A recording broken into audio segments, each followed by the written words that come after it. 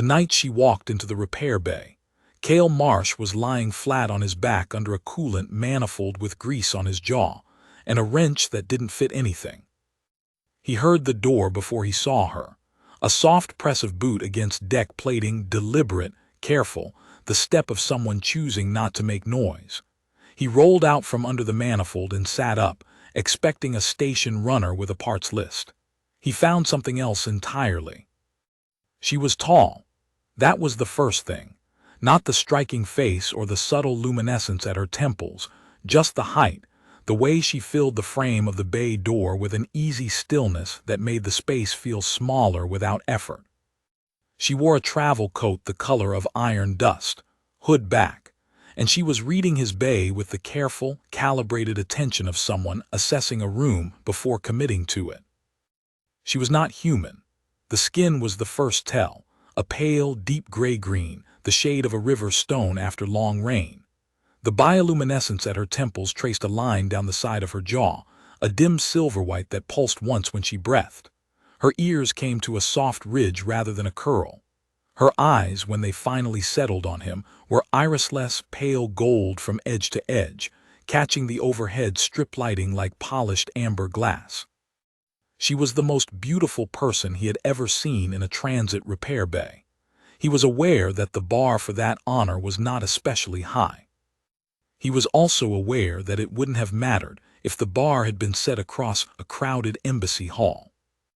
"This is the maintenance tier," she asked. Her voice was even, controlled, and carried the faint, measured cadence of someone speaking a language learned from a text rather than a childhood. She was careful with the consonants in a way that native speakers weren't. "Tier 4, Cael said. He stood. He was still holding the wrench which he registered and put down. "Bay 7. Are you looking for passenger services? That's 2 levels up. Lifts are at the east end of this corridor." "I know where the passenger services are." She did not move from the doorway. "I'm looking for someone who can examine a navigation relay without filing a station incident report." Cael considered that. "What kind of relay?" "The kind that failed in the last 6 hours and is going to complicate my departure tomorrow." "What's your ship?" "Docked in Bay 2, berth 14. He set the wrench on the workbench and brushed the worst of the grease from his left hand onto his work rag. "You came to the maintenance tier at 10:30 in the station's night cycle looking for off-record work." "Yes." "You could have left a message with the bay desk." "I prefer to see who I'm asking before I ask them." He looked at her for a moment. She held the look without any sign of discomfort. It was not the look of someone waiting to be approved. It was the look of someone running a concurrent assessment. "Buy me a meal when we're done," he said. "There's a place on level 2 that stays open late." "That's my rate for after-hours work that doesn't go in the log." She studied him. Whatever she was reading, she found it acceptable. "Agreed," she said. Her name, she told him on the walk to berth 14, was Vea. Just Vea. No clan name, no house designation, nothing following. He didn't push.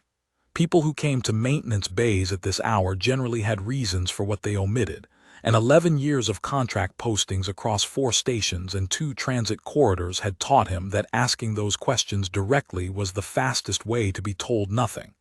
If she wanted him to know more, she'd offer it.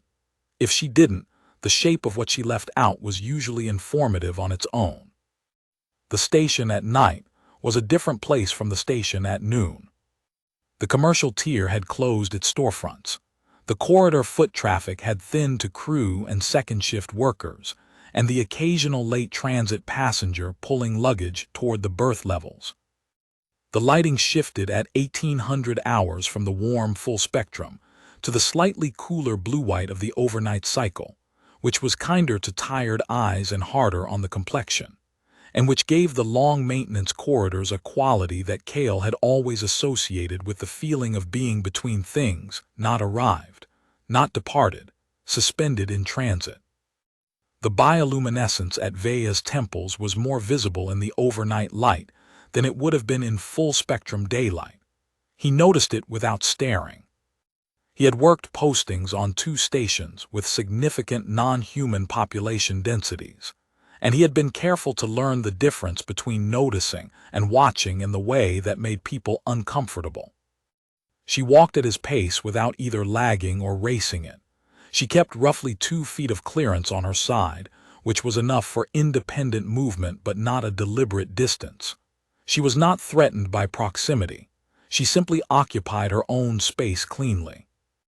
The ship in berth 14 was a mid-class transit cruiser, not large, built for independent travel or small crew, with a hull so consistently clean it looked factory recent.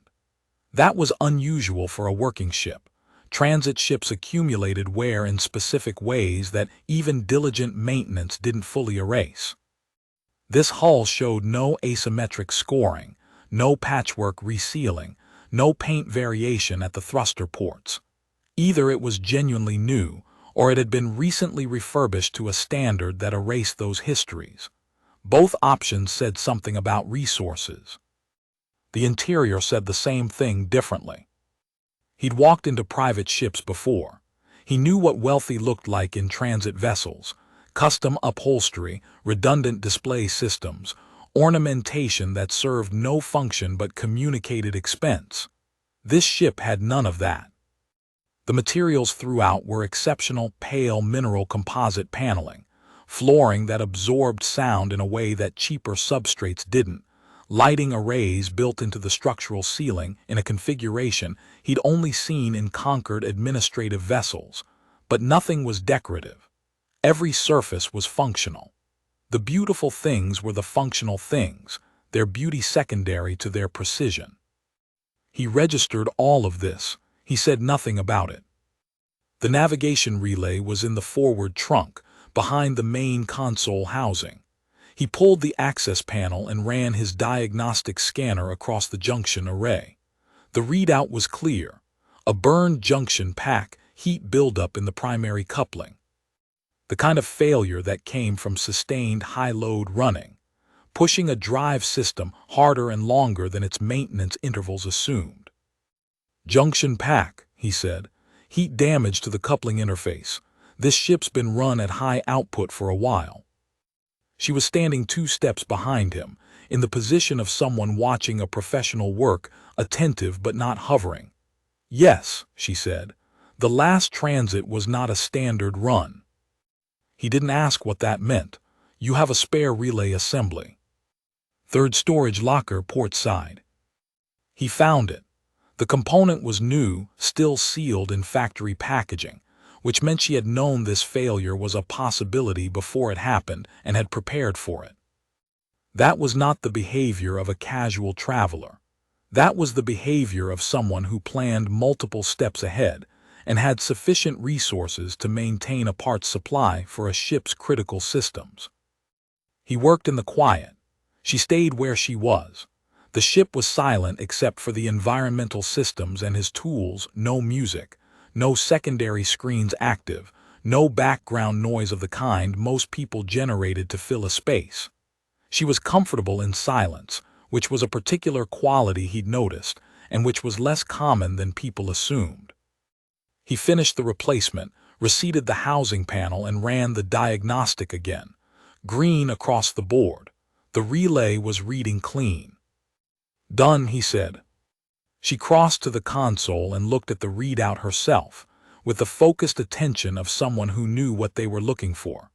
A slight change at the edge of her jaw, tension releasing, very slightly, told him she'd gotten the confirmation she needed. "Thank you," she said. "The meal's still the deal," he said. She looked at him. The pause was just long enough to notice, and then she said, "Yes, it still is." The place on level 2 was called the Rim Table, which was a name that made no geographic sense on a station, but the food was good and the owner, a retired transit engineer named Oscar, gray-haired and deliberate in his movements, kept the lights low, the ambient noise lower, and asked no questions about anyone's business. Cael had been eating there twice a week since his second day on Keth, and had never once been asked why he was there at whatever hour he arrived. Vea sat across from him in the corner booth. She looked at the menu with the concentrated attention of someone who had not eaten recently enough and was deciding what to do about that without appearing to. He scanned his own menu, which he had memorized 6 weeks ago, and said without looking up, "The heat grain bowl here is better than it sounds. It's filling without being heavy." She glanced at him, a brief pause. Then she closed her menu and ordered the grain bowl. He ordered the noodle soup and a grain bread, and the station's version of coffee, which was approximately 60% of the way toward the thing it was supposed to be, and was still better than nothing at this hour. They ate. That was, at first, the whole of it, 2 people in a late-night booth on a transit station, eating, with the low background sound of 3 other occupied tables, and the distant environmental hum that was the baseline sound of every station Cael had ever worked. She ate with attention, not delicacy. There was a difference that mattered to him, though he would have struggled to explain why. Delicate eating was a performance. Attentive eating was just a person who was present to what they were doing. She was hungry and she was eating, and the care she brought to it was the care of someone who moved through the world deliberately regardless of what they were doing. He watched, in his peripheral vision, the way she oriented the booth. Back to the wall, eyes on the room entrance and the kitchen pass-through. Not aggressively, not scanning, not vigilant in the exhausting way of someone who expected threat, but with the settled, automatic quality of a person for whom that spatial arrangement had been standard for long enough that it required no conscious maintenance.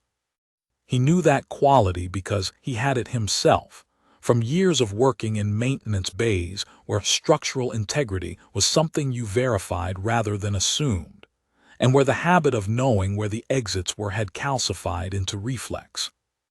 Mirrored postures were often unremarked in the research on social dynamics, but Cael had noticed, in 11 years of meeting strangers in transit contexts, that you could frequently tell more about a person from the habits they didn't know they had than from anything they offered directly.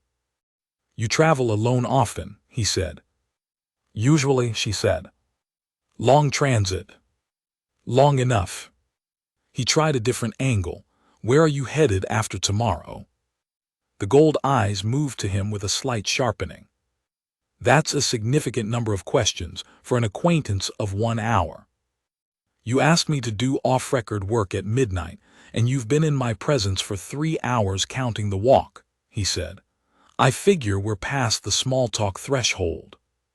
Something in her face changed, almost nothing, a slight shift at the corner of her mouth, not quite a smile, more precise than a smile, like the face of someone who had found a formulation satisfying and was noting the fact. "I'm passing through the Verath corridor," she said. "My destination is the Solvath system." He was quiet for a moment. He filed it. The Solvath system was not a place civilians passed through on routine business. It was 3 relay jumps out of the standard corridors, into a stretch of space that the conquered route advisories listed as restricted transit, and that the trade charts described as politically complicated. He had never been there. He had, in passing, been aware of its existence the way you were aware of places that appeared on maps at the edges of the areas you worked. He did not say any of that. "That's a long way," he said. "Yes," she said. "The relay you had me fix, if it had failed mid-jump in the Verath corridor. I know what would have happened." Her voice was even, not defensive. "You were going to run the transit without getting it repaired through official channels. Filing a station maintenance report creates a record," she said. "A record creates a data point. A data point in certain cross-reference systems creates a notification." She paused. "I was trying to avoid the notification." He looked at her. "You're trying not to be tracked." She held his look and said nothing, which was an answer. He thought about this for a moment. He was aware that he was probably having dinner with someone who had significant reasons for avoiding the kind of data trail that most people generated without thinking about it. He was also aware that this didn't alter the fact that the conversation was the best one he'd had in 2 months. "The bowl's good," he said. She looked down at what remained in it. "Yes," she said. "It is." They were on their second drinks, his coffee, her something the menu described as a mineral infusion, which smelled faintly of warm stone and bark, and which she seemed to find genuinely satisfying. When she asked him what he was doing on Waystation Keth. "Contract work," he said. "The Concord Mechanic Pool posts 3-month rotations. I pick up whatever comes through." "You've been here how long?" 7 weeks, 3 to go. "And then you take another posting somewhere else?" "Yeah, depends what's available. I've done Kelhit, Outer Meridian, 2 stints on the Drevath Ring. I go where the work is." She was watching him with the reading quality she'd had since the door of his bay, but it was different now, slightly less assessing, slightly more simply interested. "That's a particular way to choose to live," she said. "I didn't exactly choose it from the beginning," he said. "I figured out somewhere around the 3rd year that I was better at moving than staying, and that being useful in places most people don't stay in was a thing I could do." "What makes you better at moving?" He turned his cup. He considered telling her that was more personal than their arrangement warranted, and then decided he didn't want to. "I had a settled posting once," he said. "Inner corridor, good wage, stable rotation, colleagues I got on with. I stayed 2 years. At the end of 2 years I looked back at the whole run and realized that the thing I remembered most clearly was watching the departure boards. Not the work, not the people exactly, the people were fine. Just the boards, every week calculating whether there was a connection I could make if I left now." He paused. "Some people are built to grow roots, some aren't. It took me 2 years to stop thinking that not being a root grower was a problem." She was quiet for a moment. Then she said, "My people have a saying, some trees grow toward the open sky and some grow into the rock. Both are trees." He looked at her. "Your people," he said. "Yes," she said. He didn't ask which people, but he noted the phrase, the slight formality of it, the quality of a saying that had been translated out of a source language and into his, the care she took with each word. He filed it next to the ship, the materials, the way she sat with her back to the wall. "Which are you?" he asked. "Sky or rock?" She held the question for a moment, and when she answered, the precision that characterized everything she said was still there. But it was doing something different, not withholding, but being careful with something that wasn't easy. "I am whatever the situation requires," she said. "Mostly I have not had a long enough experience of unconstrained choice to know which I would be if the choice were fully mine." He held the look. "That sounds exhausting." She glanced at her cup. "Yes," she said, after a pause that was a beat too long to be casual. "It is." He didn't push. But he held on to that moment, the slight dip in her voice, the way she had looked at the cup rather than at him, the quality of a person who had said something more honest than they intended and was registering the fact. He'd seen people perform tiredness. This was not that. "How long have you been traveling?" he asked. He kept it general.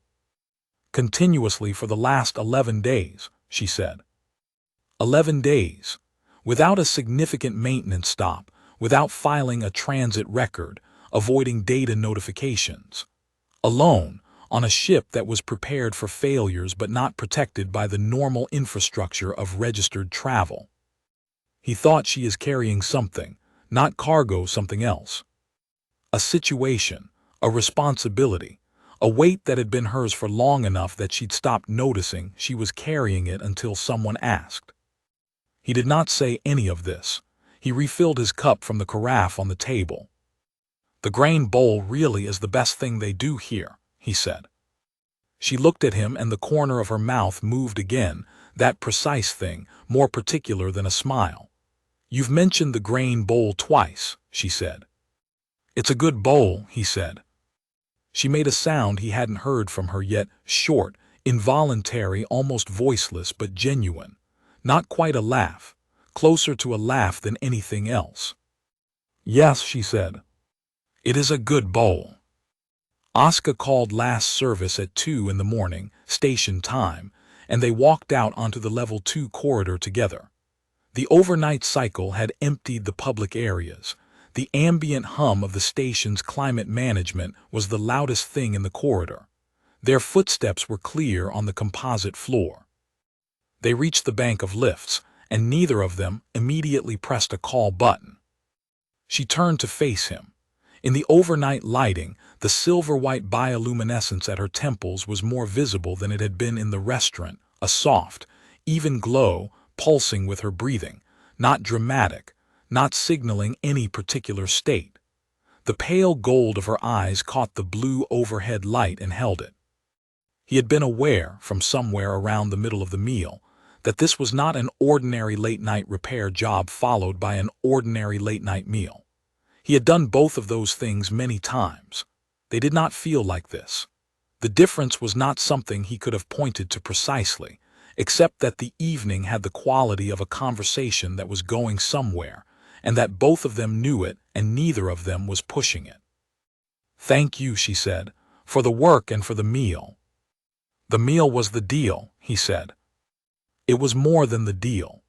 She said it with the same precision she applied to everything, not casually or as a phrase, but as a fact she was choosing to acknowledge because it was true. He looked at her. "You're leaving tomorrow." "Late in the day." He was aware of what he was about to offer and that he was choosing to offer it. "I don't have a bay call until noon," he said. "If you wanted, there's an observation deck on Tier 7 that's not listed on the standard station guide. You can see both jump lanes from the east port. It's better at this hour than in the day." She looked at him. Whatever the calculation was, he saw her reach the end of it. "Yes," she said, "I would like that." He had not expected to lose track of the time. He was not generally the kind of person who lost track of time. He had built a working life on the management of intervals, maintenance cycles, pressure checks, junction replacement schedules, heat build-up assessments that needed to happen at specific points in a system's operational life. He tracked time the way he tracked everything, as a series of intervals that mattered and needed to be respected.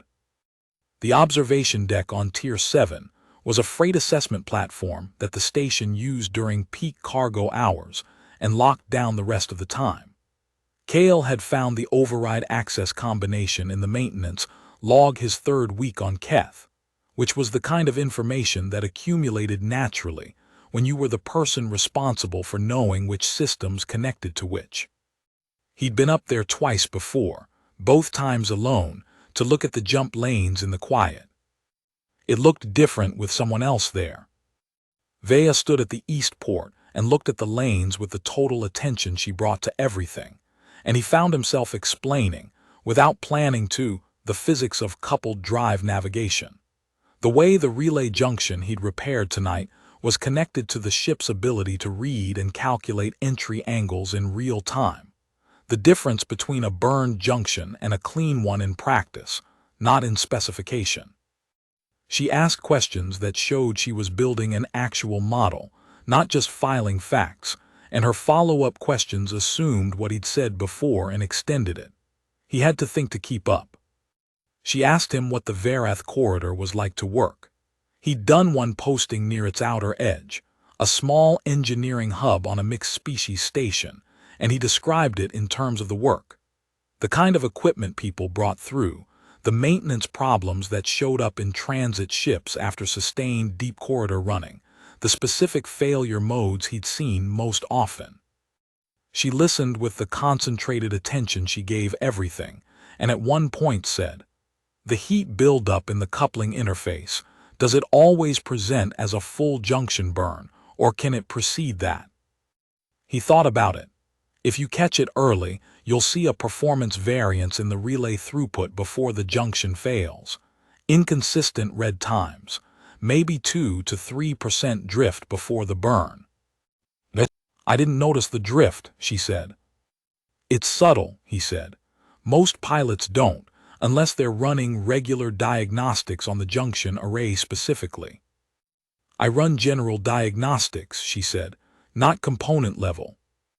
You should add it to your pre-transit checklist, he said, for the coupling specifically, given how you run the ship. She was quiet for a moment. Yes, she said, I will. He did not ask what she meant by how you run the ship. He understood enough by now. They left the technical and moved to other things, the way conversations on observation decks at 4 in the morning tend to do. He told her about the Drevath ring posting, the only double stint he'd done, because the work there was genuinely complex, deep-orbit mechanics that required understanding half a dozen interlocking systems simultaneously. And the second stint had happened because he'd turned a 3-month contract into something that deserved to be finished properly. He told her about the colleague he'd had there, a human engineer named Peveth Orel who had died on a pressure failure in the outer ring, quietly and without drama, in the kind of accident that reminded you the environments you worked in were not built around the assumption of your survival. She listened to that without offering the standard condolences. She said, "You stayed for the second stint after he died." "Yeah," he said. "Because the work needed to be finished. Because someone who had been doing it for longer than me wasn't going to finish it anymore," he said. "So." She was quiet for a moment. Then, that's a kind of loyalty that doesn't require explaining. He turned the idea over. He had not thought of it as loyalty exactly. He had thought of it as the obvious thing, the thing that was simply what you did. He supposed those were not mutually exclusive. "What do you do when someone in your situation," he started. "Loses someone," she said. "Yeah." She looked at the lanes. "Continue," she said, which is not the same as not mourning. It is simply what the situation requires, which is a phrase that covers a great deal of ground, some of which is harder than the rest. He thought about that. He thought about the way she had said it, not as resignation, not as performance of stoicism, but as a plain description of a mechanism that she had used often enough to know its texture. "You've lost people," he said. "Yes." "Recently." She paused. 17 months ago, she said. "My predecessor in the governing seat. She was also my teacher in the sense that matters most, the person who showed me how to do the thing itself, not just the theory of it." He was quiet. 11 days of continuous transit, he said, not asking, placing it. She didn't answer, she didn't need to. He understood. She was traveling like this, alone, unregistered at this pace, not only because the situation strategically required it, but because being in motion was the thing she could do. Maintenance bays at midnight, observation decks at 4 in the morning, the particular version of movement that was not flight but was also not quite stillness, because stillness was not yet available. He knew that feeling from the inside. He had driven it differently, rotating postings, departure boards, the next contract, but the mechanics were the same. Some grief you couldn't process standing still. You had to take it somewhere. "The grain bowl was the right call," he said. She turned to him. "You are returning to the grain bowl again." "I think it was the right call for the night," he said, "not just the food." She held his look for a moment. "Yes," she said. "It was." Around 4 in the morning, they drifted further, and she told him about a journey she had made at 17 into the inner territories of her home system. Alone. An extended transit that she had filed as a training exercise and had, in a technical sense, actually conducted as one, except that the syllabus had been her own, designed without input or approval, and she had been gone for 6 weeks. "Were you afraid?" he asked. She considered the question honestly, the way she considered everything. "No," she said. "I was occasionally uncertain.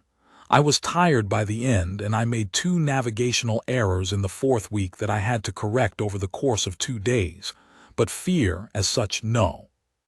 I knew the routes." "What happened when you got back?" She looked at the jump lanes. The people who needed to know I had been gone were angry, she said. Not all of them. The people who were angry in the particular way of people who had been frightened and were expressing the fear as anger because it was the available channel. A pause. I understood it. I couldn't explain to them at 17 what the journey had been for. I didn't have the language for it yet. What was it for? She was quiet for long enough that he thought she might not answer. Then she said, I needed to know what I could do when no one was watching and no one was available to make decisions for me. There are certain kinds of knowledge that can only be built alone. You can read about a capability. You can be told you have it. You can have it confirmed by other people. But the only source of the knowledge that you actually have it, in your body and not just in your understanding, is to be the only person who can act in a situation that requires action. He thought about departure boards.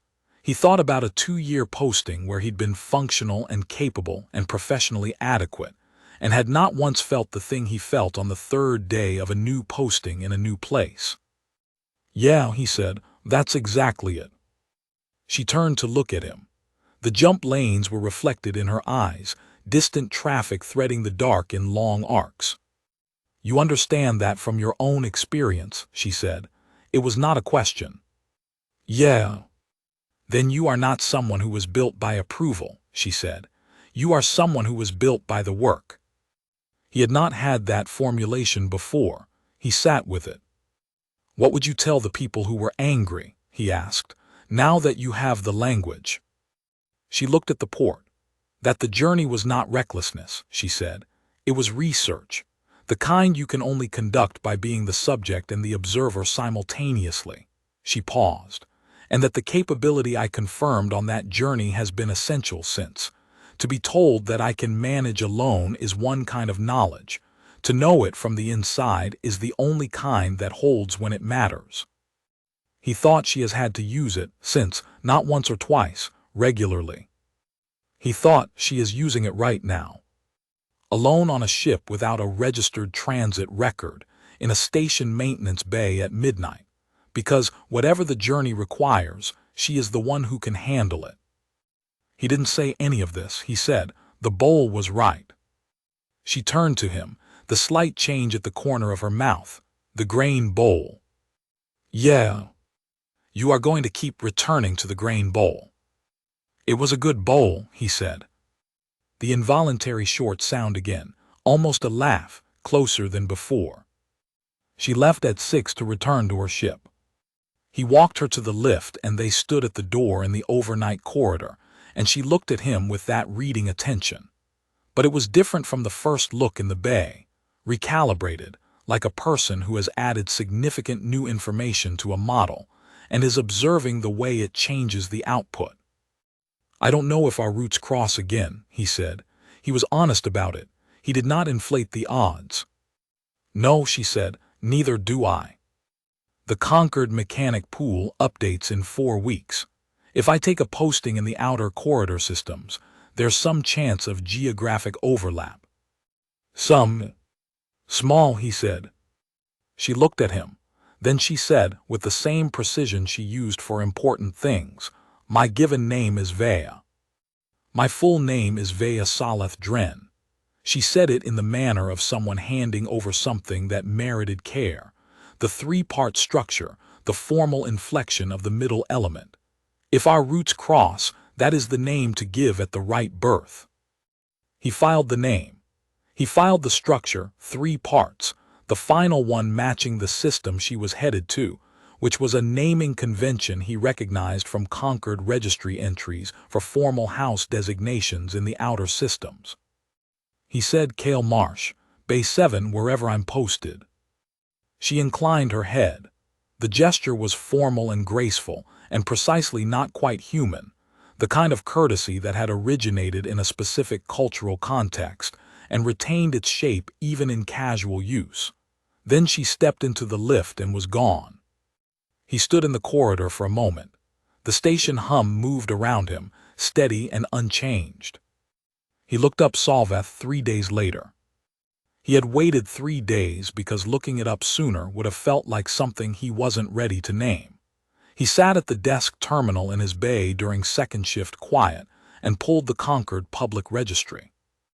The entry was standard, which was to say it was brief, because places that merited brevity in the Concord registry were places with arrangements that didn't want more description than necessary. Solvath system, outer Varath corridor, partial Concord jurisdiction by treaty, designated governance territory of the Drenath Compact, 3 settled planets, population, consistent with long-established civilization. Trade classification, restricted by treaty. Transit access, registered vessels only, routing authorization required. And at the bottom, in the section the registry, labeled * administrative structure. Ruling House, House Solvath. Current seat, Vea Solvath Dren, third of the House, recognized governing heir. He read that sentence twice. Then he read the full entry again from the top. He sat with it for a long time. He read the entry a third time, more slowly. He pulled the secondary search function and looked up the Drenath Compact, which was the governing structure the Solvath system existed within. It was a compact of 5 systems in the outer Varath corridor, with a shared treaty framework and individual house governance at the system level. The compact had been in existence for approximately 200 years, which was long enough to have generated a significant administrative record, and the Solvath system's position within it was flagged as a primary node, meaning that the governing heir of House Solvath was not only managing a single system, but holding a position that mattered to the balance of the entire compact.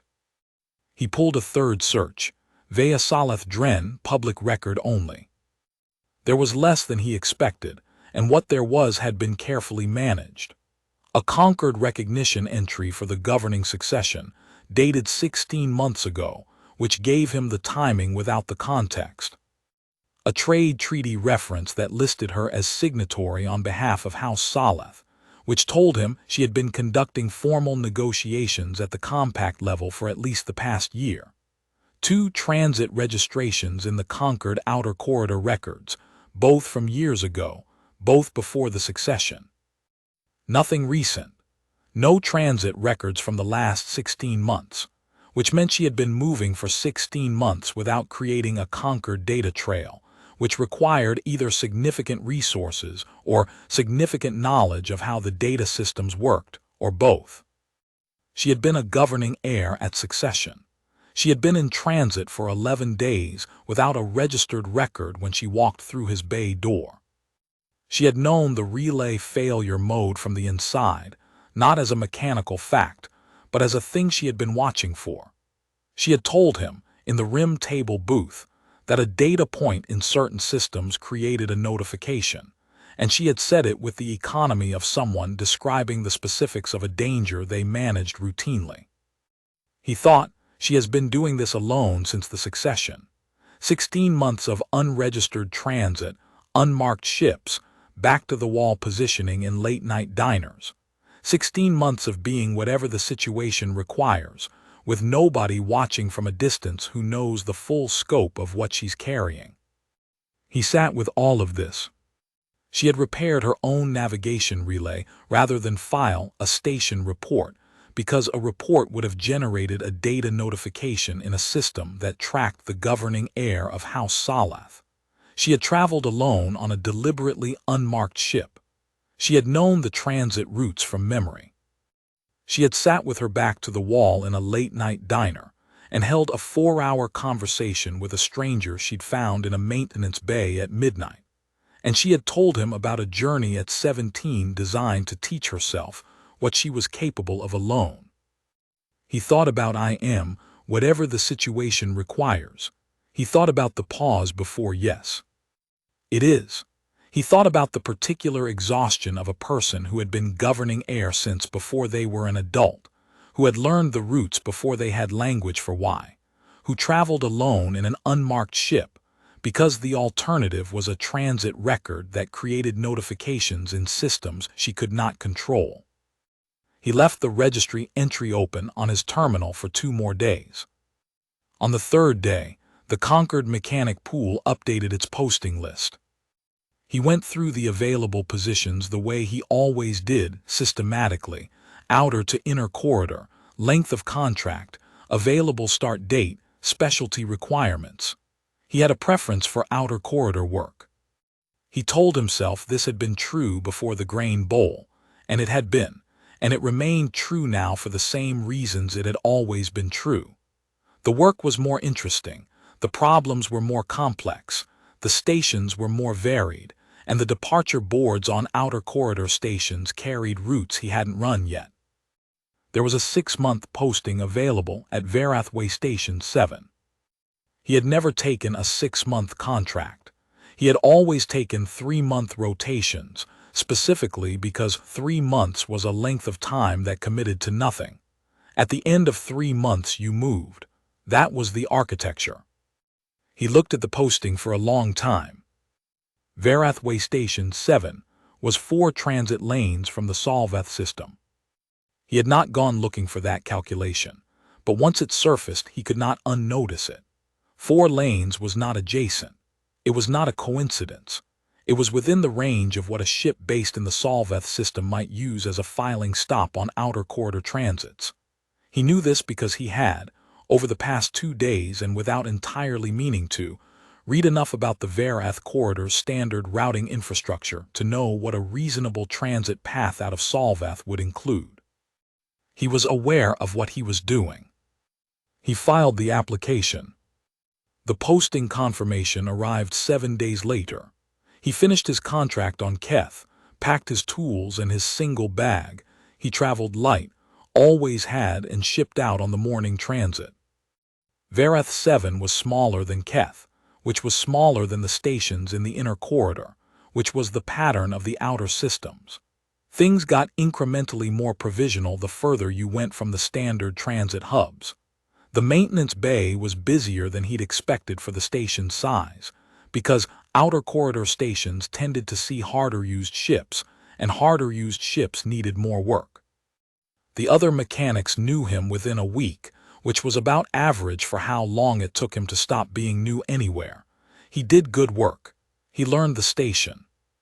He did not watch the departure boards, which was something he noticed, and which he decided not to examine too closely. He gave his name at the administrative desk on arrival: Cael Marsh, Contract Mechanic, Bay 4. He did not add anything else to the registration. He did not know if anything would happen. A small chance was a small chance, and he had said that honestly and understood the arithmetic. 3 weeks in, he was in the middle of recalibrating a pressure coupling in Bay 4 when his personal comm unit signaled an incoming contact request on the conquered civil channel. The sender field read, V. Solvath Dren.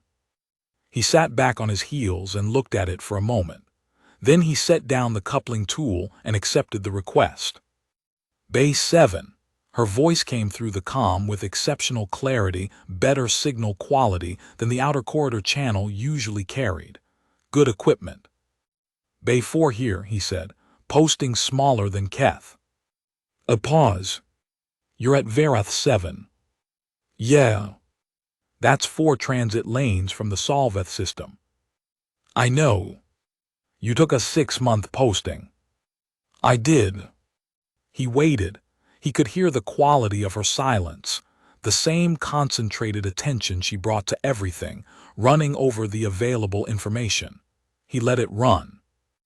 I have a transit briefing in the outer Solvath belt scheduled for tomorrow, she said.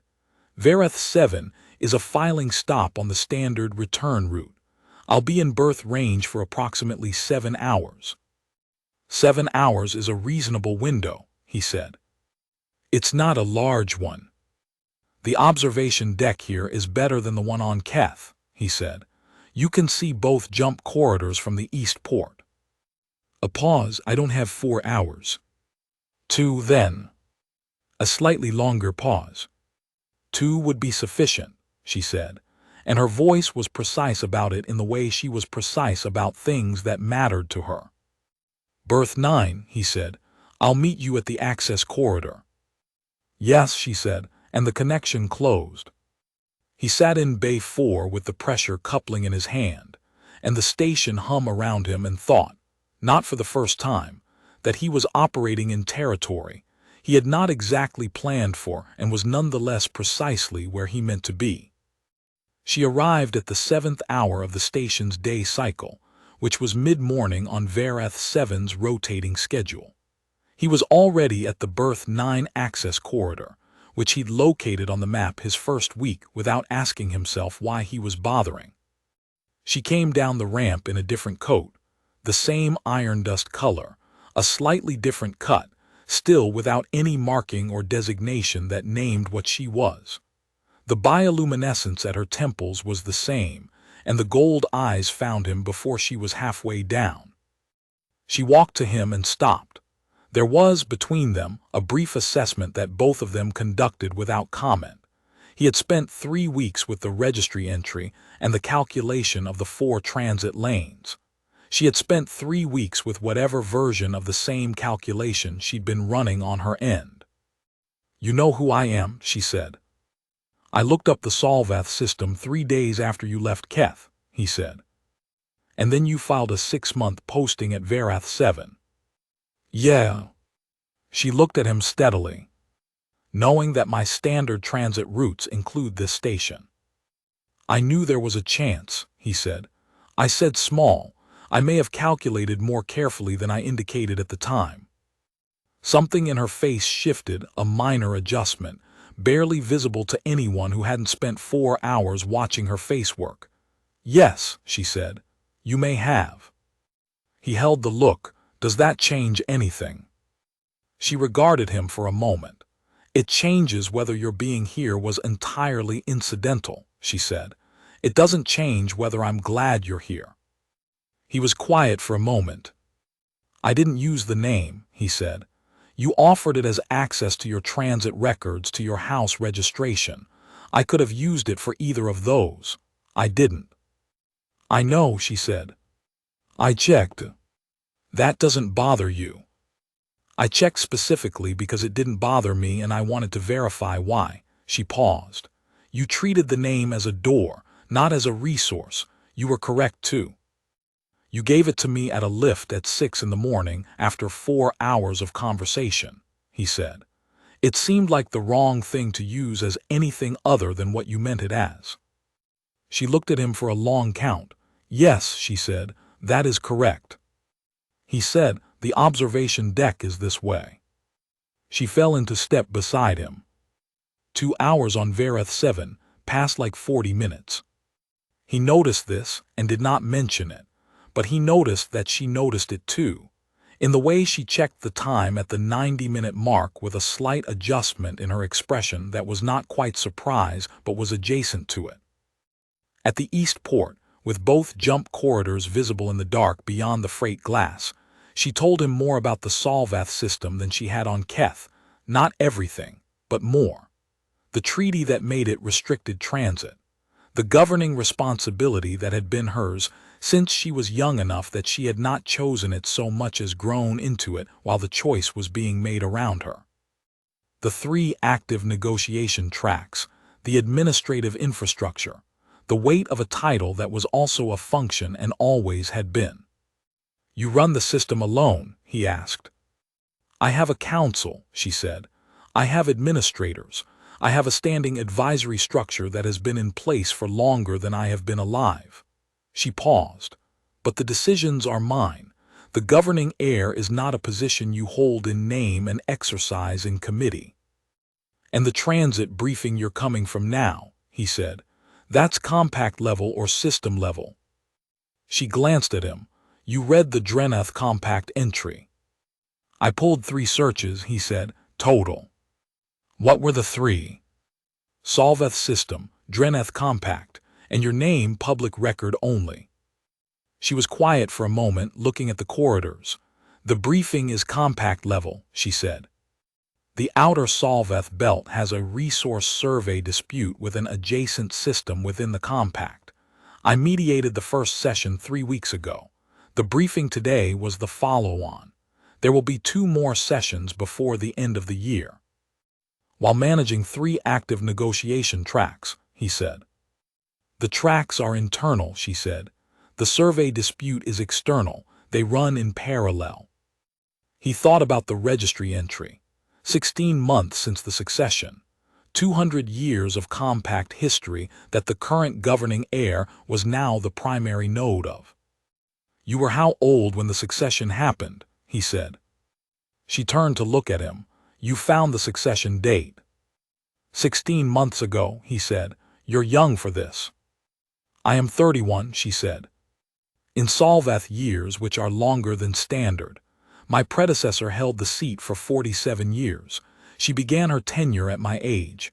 A pause. I had 20 years of preparation. The preparation was thorough. But preparation isn't the same as doing it.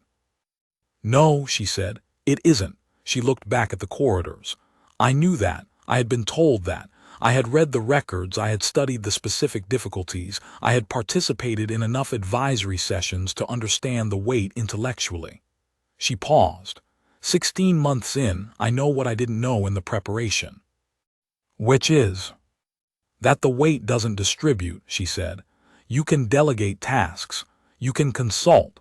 You can build structures that allow other people to carry specific functions.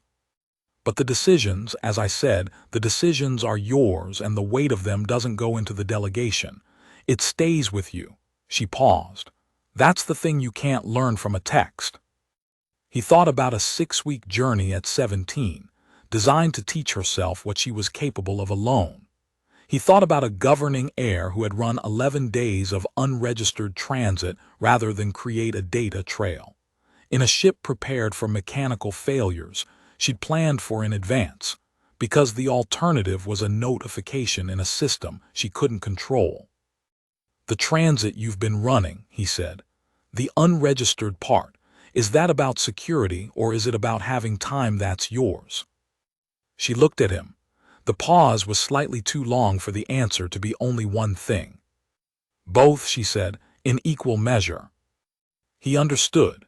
He had worked a 2-year settled posting watching departure boards not because the posting was bad, but because the portion of himself that was his own had nowhere to go. She had the departure boards built into the job. What she didn't have was time in which nobody was tracking the heir. Is that why you travel without a registered record? He asked. Partly, she said. Partly it is because there are people whose awareness of my movements would complicate certain situations I am managing, and partly it is because, she stopped. Partly, he said. When I travel as the governing heir, she said carefully, I am treated as the governing heir, which is appropriate, which I understand. But it does not allow for certain kinds of encounter. He thought about a 4-hour conversation in a grain bowl booth at 2 in the morning, in which nobody had known what either of them was. Like this, he said. Like this, she agreed. He looked at the corridors. Then we're in a particular situation, he said. Yes, she said, we are. I'm a contract mechanic on a 6-month posting at a mid-corridor outer station. You're the governing heir of a restricted treaty system running a parallel track of a compact-level survey dispute. That is an accurate summary of the infrastructure, she said. It's a significant gap in it. She was quiet for a moment. The infrastructure, she said, is a set of practical considerations. It is not, in itself, an answer to whether the encounter is worth conducting. Those are different questions. He looked at her. What does the first question answer? The first question answers, what does this require? Coordination, honesty about the constraints, willingness to manage the practical considerations rather than use them as a reason not to try. She paused. I am experienced at managing practical considerations. It is, in fact, what I do. And the second question.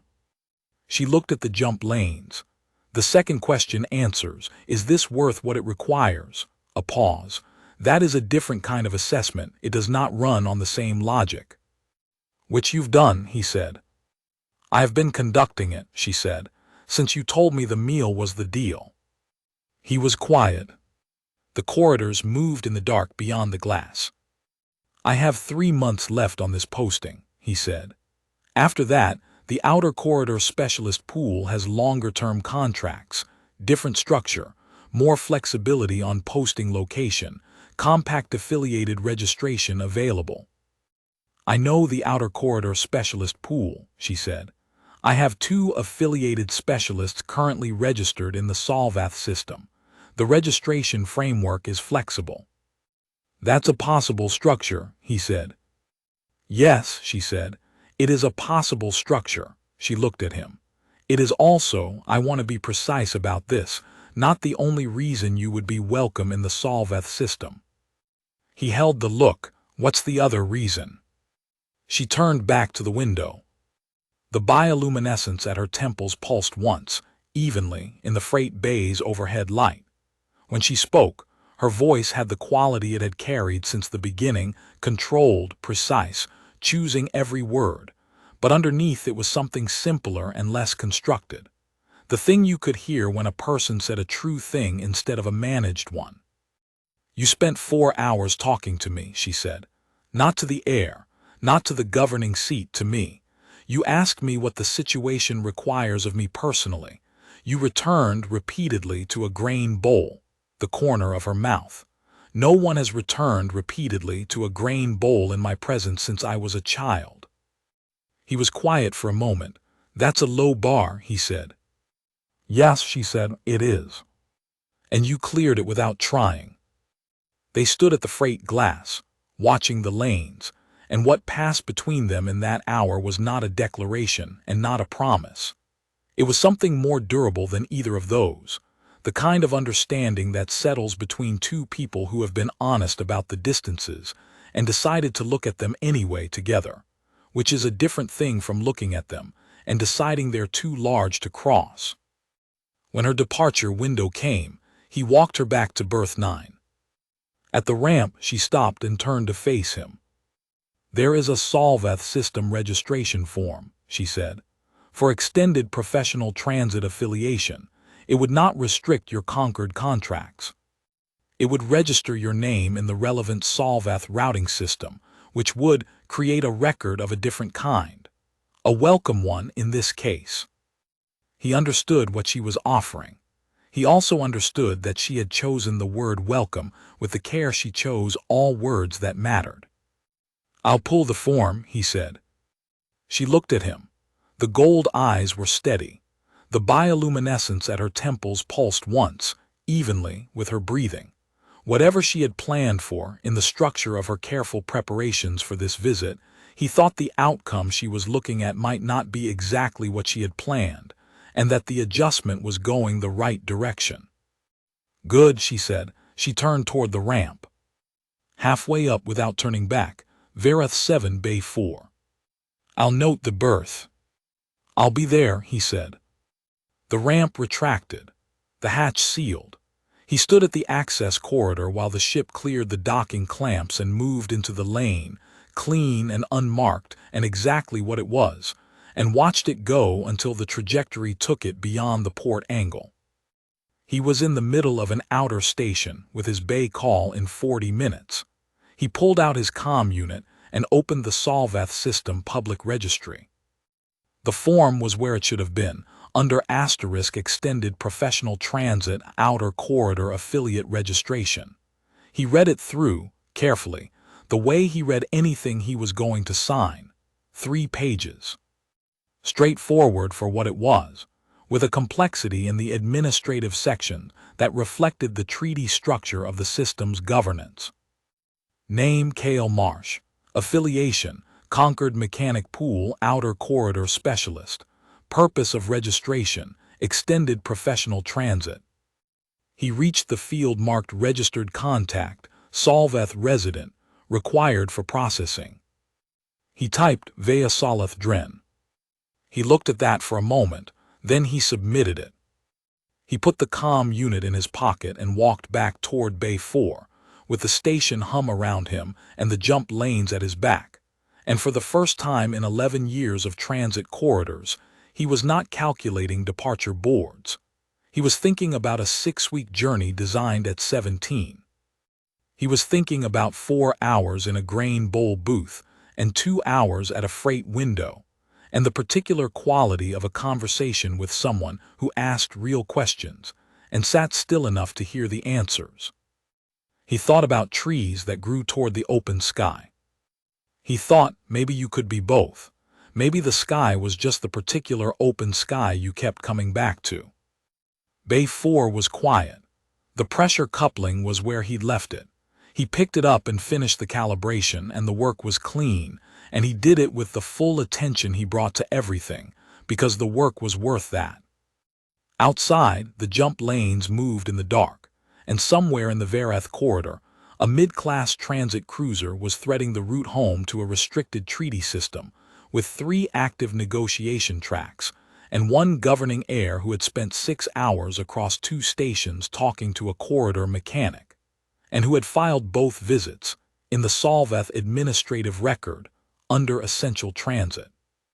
He found out about that later, after the registration cleared and the form generated a confirmation that included the visit log for verification purposes, and he read the record and understood, without needing it explained, that essential transit in Solvath administrative terminology was a category that meant exactly what it said.